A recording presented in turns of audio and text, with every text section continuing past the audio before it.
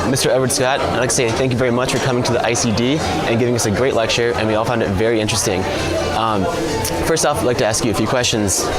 So, as a co-founder of many NGOs and think tanks, what do you believe is the most prominent barrier that emerging markets such as Africa have to get a better position in the global economy, and to what extent can nation branding facilitate this process?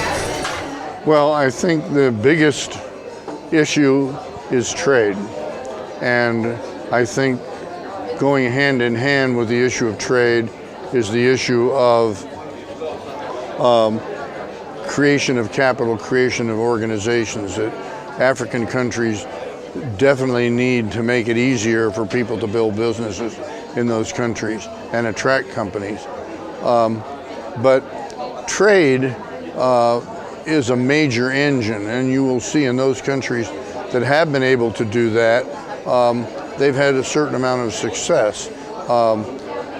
Another issue will be in those countries that have been blessed with significant natural resources, such as oil in the West African countries, is developing systems for using those resources in ways that benefit the population.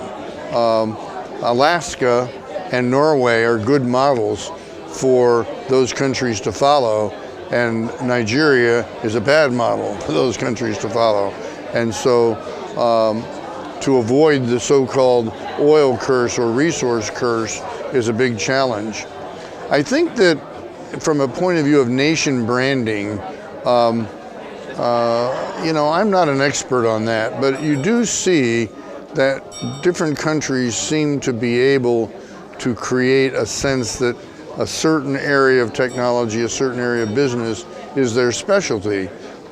India, for example, has been able to create the appearance that software and IT services are their specialty. And so that's become more the India brand, if you will. Brazil has demonstrated that they're quite good at complex industrial product development. And so their aircraft industry, for example, and their energy industry, their alternative energy industry, have been very good branding elements for two countries that, 20 years ago were both in reasonable difficulty. Okay. Thank you. Since you're an experienced business executive, I was wondering, what is your view on ethical responsibility within the IT sector? And do you think movements such as WikiLeaks are necessary, or do you see them as destructive for the current information age? Well, I'll start with WikiLeaks. I think WikiLeaks is extremely destructive, and I'm very opposed to what they've done. I think that diplomatic information exchange needs to be confidential and needs to be have the opportunity. The people who engage in diplomatic exchanges have a right to assume that when they say something candidly, that it will be kept in confidence. Otherwise, people won't be candid. People will just say what they think people want to hear, and when people aren't candid, the truth does not come out. So I'm very opposed to WikiLeaks. I hope they lock Mr. Assange up for a long time.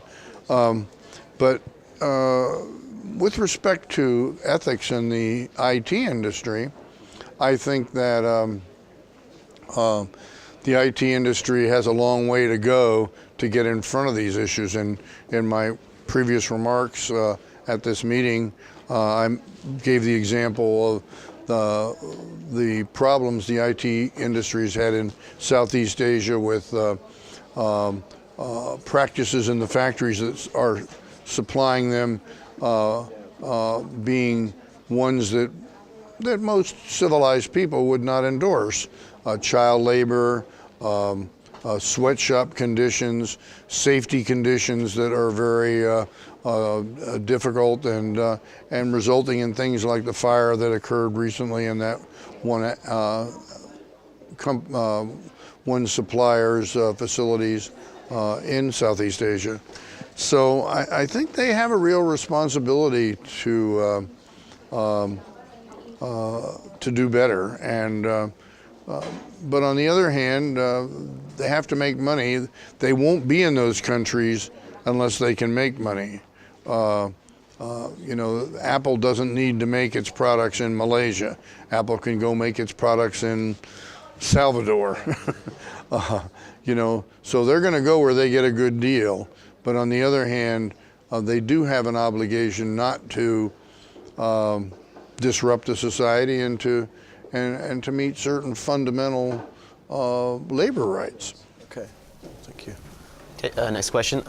Many of your initiatives involve promoting gender equality, women rights, women empowerment, and women education. With so many traditions and cultures throughout the world, what can we do to ensure that these values are respected and promoted throughout the globe?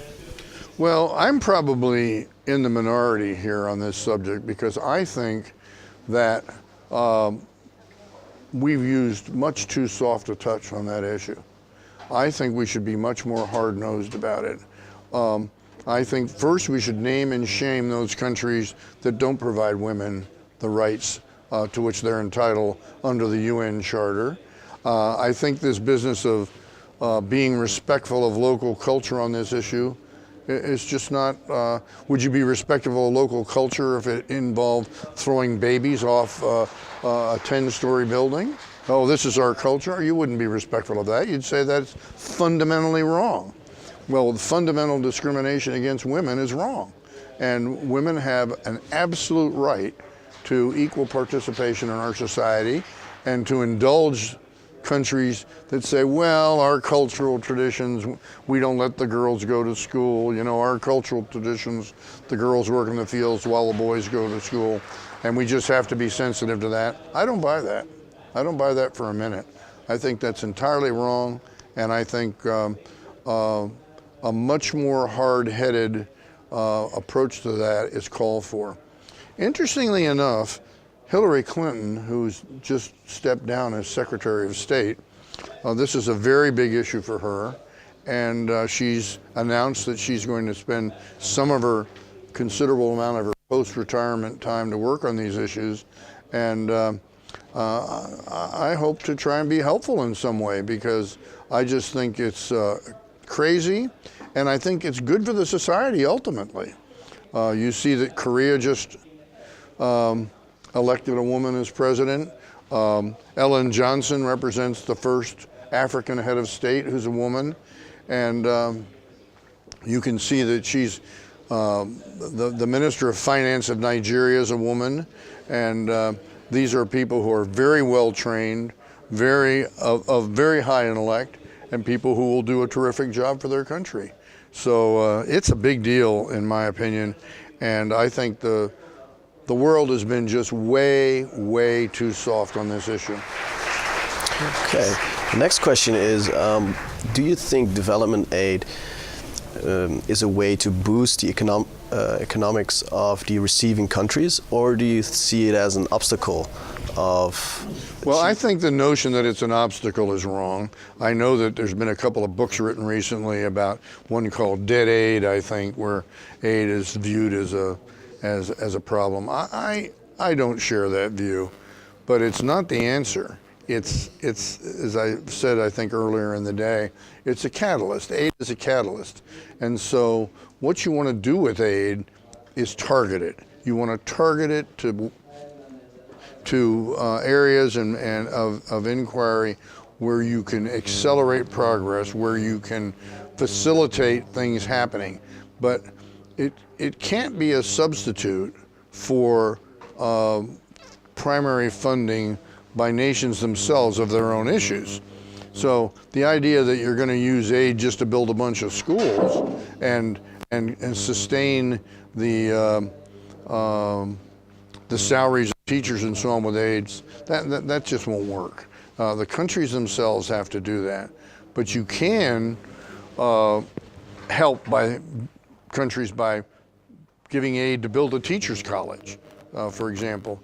Tanzania, for example, one of its big challenges is it just doesn't have enough teachers to do the teaching that has to be done.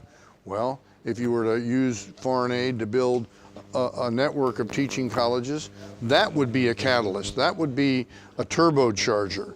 But aid cannot be the prime mover. Aid can only help. I also liked what you said, is that aid was the oil of the wheel, but not the wheel itself. That's correct.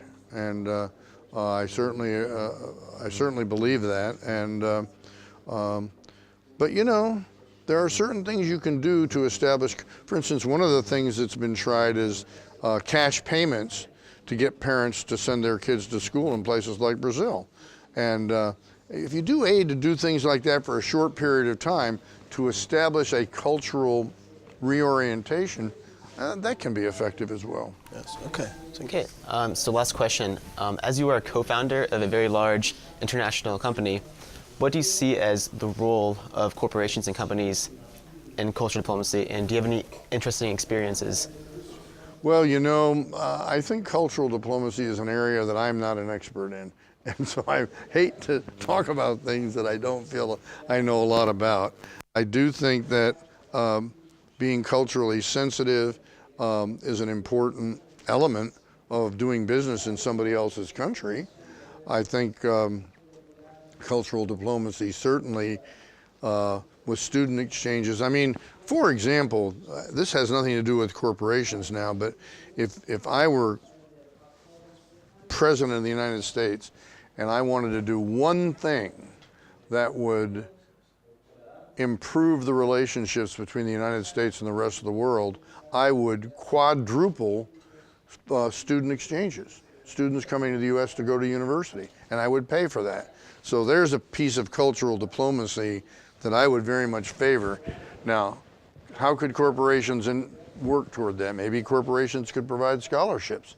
But I really believe, now one of the things that is now being talked about a lot in the United States is finding ways that students from overseas who come to the U.S. to study can stay and contribute and then later go back. Well, a lot of people say, well, that's wrong-minded because you want them to go back to their country, which can benefit. But the fact is, they do better for their country by staying in the States because the remittances they send back are much more significant in helping the country grow.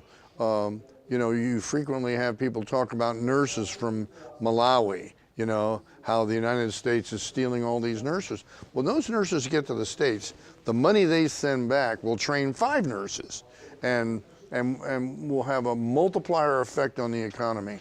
So that's a piece of cultural diplomacy that I would very much favor, and that is student exchanges, student scholarships throughout the world. To what extent can large corporations participate in that?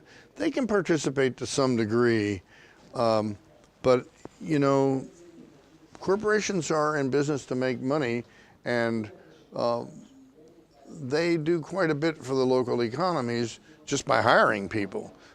Now, hiring people and giving them decent conditions of work, of course, is a very important element as well. So. All right. Well, thank you very much for your time, and it was a privilege and honor to have you come talk to us. So, well, you're very kind, both of you, to say those kind words. I've enjoyed it, and I know sometimes I'm a little outspoken about my point of view, but when you get old, you're allowed to do that.